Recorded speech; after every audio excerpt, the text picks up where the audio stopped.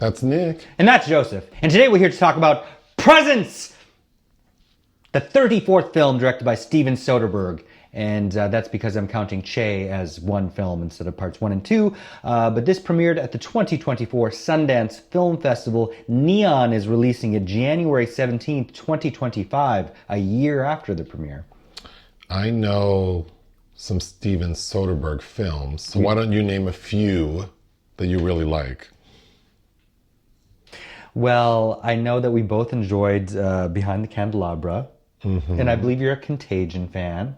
Sure. In his Ocean's 11 series. Yeah. I think my favorite is probably his Palme d'Or winning debut, Sex, Lies and Videotape. But he plays with all kinds of formats and genres. The early 2000s were pretty big for him with Erin Brockovich and Traffic, but he's kind of been all over the place. He announced his retirement, came back.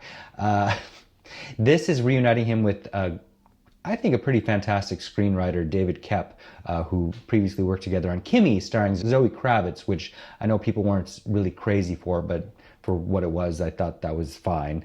Yeah. What is Presents about? A family discover they are not alone when they move into a new house. What is your pull quote? A uniquely rewarding ghost story playing with familiar expectations, including with a homographic title, which suggests our own complicity as thrill-seeking voyeurs futilely observing the victimization of its troubled family. This may be Soderbergh at his most spare, but most effective. Okay, obviously spoilers. So the movie is about a family. You have Lucy Liu and Chris Sullivan. Mm-hmm. They play the parents to these two teenagers. Rebecca and Chris, yeah. And they're looking for a new home, primarily because the son, Tyler, played by Eddy Maday, has a promising career as a swimmer. Mm-hmm. So the mom wants to put him in the best position to do so. So they move into this house, and it's important to know the film is shot from the perspective of a presence in the house. So like a ghost is watching. It's a first presence perspective. Yeah. So the presence is witnessing this family and all their dysfunction. So what's going on? The wife, Lucy Liu, her career, there are elements to it that are probably illegal, so that she's doing that. Her husband, Chris, he's concerned to the point where he's thinking about leaving her. Her daughter's having some emotional issues. Chloe, played by Callina Liang. Which are partly linked to, she has some friends who recently died mysteriously that may involve like some drug use. Mm-hmm. Including her very, very best friend. And her brother, what's his name? Tyler. Oh, sorry. Tyler, he's under a lot of pressure from his mom because she wants him to excel in swimming. He also seems to have some anger management issues, which are important. So the presence is witnessing all of this. Mm-hmm. And initially, it's the daughter who can sense it or believes that there's something there. But the entire family gets on board when they all witness an incident in Tyler's bedroom, the son. So they try to find help. The realtor who sold them the house, Ms. Julia Fox. Ms. Julia Uncut Joms Fox, she's the realtor. So when they realize that maybe there's like an evil entity in the house, they contact her crazy ass and she has a number for them. They contact this number and it's this spiritualist. And she comes over on her bullshit. On her break. On her lunch break. With her husband, who's kind of running interference and filling in holes that she can't quite explain because she's so mysterious. But, and the parents are not impressed. They think she's just hustling them for money.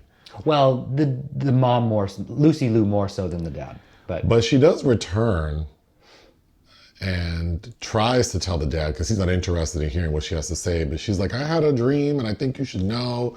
It involves like this house. I think there's something that's going to happen and it's going to involve a window. That won't open. So you might think this is a haunted house story, but really it's more like a serial killer story because Tyler has a best friend. Ryan, played by West Mulholland. And we find out that he is responsible for at least the deaths of the daughter's two friends. So what he's doing is having sex with these girls, drugging them, and then torturing them and killing them, like suffocating them. Suffocating them with saran wrap. He tries to do it with the daughter. Her name's Chloe. He tries to do it with her once, but the presence, this entity is, I guess, like a good spirit, because it tries to stop him, because he roofies the girl's drinks. So he tries to roofie Chloe's drink, and the spirit knocks it off the table. So he's like, damn, we got to try again. Well, my parents won't be home, whatever, this day. Okay, well, let's try again to hook up this day. Well, my brother will be there. Don't worry about your brother, because I'm going to give him some Ambien so he can be knocked out while we go do it upstairs. So that's what he does the night the parents are gone. He comes over, it all goes as planned, but a snafu is that Chloe doesn't feel so good about him having drugged her brother and them having sex. She's not really in the mood anymore. And he has exhibited... He has some behavioral issues that suggest that something is not quite right with Ryan. him. That I guess a teenage girl would not find alarming. But thankfully she has the presence, because the presence wakes up her brother, remembering that he has anger management issues. So when he wakes up and realizes that his friend is being sexually aggressive with his sister, they get into a tussle and fall out that damn window to their deaths. So the end of the movie is now the family's moving, minus the son/brother. But within this house, there's a mirror, like a mirror that came with the house. And as they're leaving, Lucy Liu, the mom, looks into the mirror and sees her son's reflection, indicating that perhaps he will be the spirit now in the house. You like this movie. I did. There's not a lot that's confirmed, including what the parents do for work. They're obviously some kind of professional, but since it's from the perspective of this presence, you're kind of who's drifting in and out of rooms, randomly. So you're getting bits and pieces of information that you put together, and I thought worked quite well. And it's funny how that seems to be a mechanism that's coming back, because on the heels of Nickel Boys, for instance, which also utilized that, because that used to be kind of an experimental thing that was a no-no. Like first-person POV. Yes, that didn't work so well, say, in Robert Montgomery's Lady in the Lake. Like, those were novel experiences that, weren't considered commercial. But I actually really like this. Something that I kept thinking of was Gaspar Noé's Enter the Void, where the main character dies, he overdoses, and the remainder of the film is spent from the perspective of his dead spirit kind of watching his sister fall apart.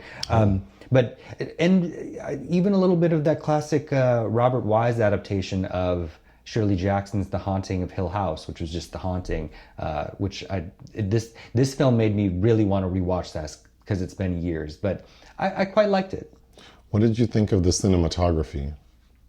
Soderbergh did his own cinematography. Oh, wow. So it kind of goes in and out. It blacks out. It's almost like a continual linear montage, really. But at first I was not sure how much I was going to like it, but then you get kind of invested in the characters. I thought Callina Liang, who plays Chloe, does a fine job, because often angsty teenage girls can, I think, seem really overdone, but I thought it was not. I liked her relationship that she develops with the father, Chris Sullivan, because he's the only one that's really sympathetic towards her. Lucy Liu has no interest in this kid at all.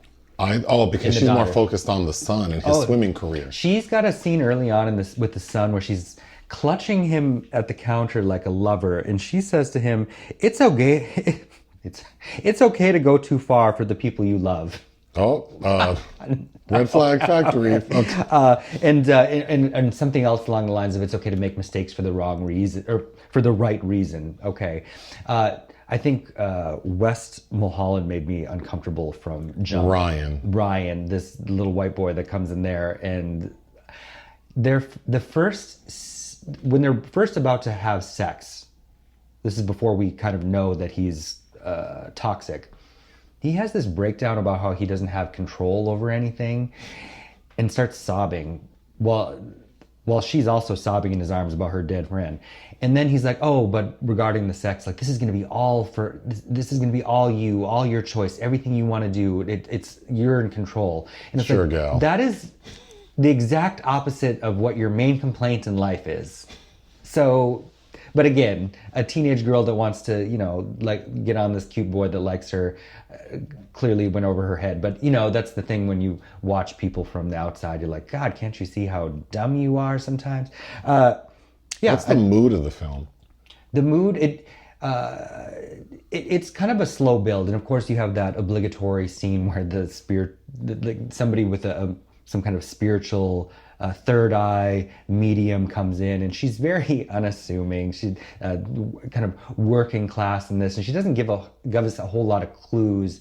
More so, that exchange is kind of more about themes. Like, she makes a comment about the mirror in the house that we come back to at the end. That's mirrors are like people that get wiser with age because they see more, they consume more. Like, the mirror itself is kind of an entity. There's some nice moments, and that's something that I think David Koepp is quite good at. You know, if you've never seen his 1999 film he directed starring Kevin Bacon, Stir of Echoes, I think is I don't really usually like supernatural thrillers, and I think that's a pretty damn good one. And kind of, now that I think about it, has some very corporeal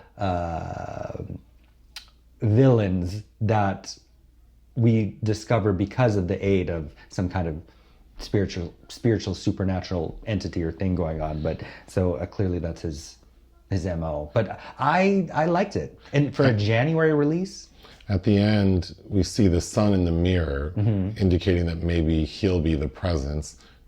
Who do you think was the presence throughout the film? well, Chloe keeps thinking that it's her dead best friend, and even the medium says something.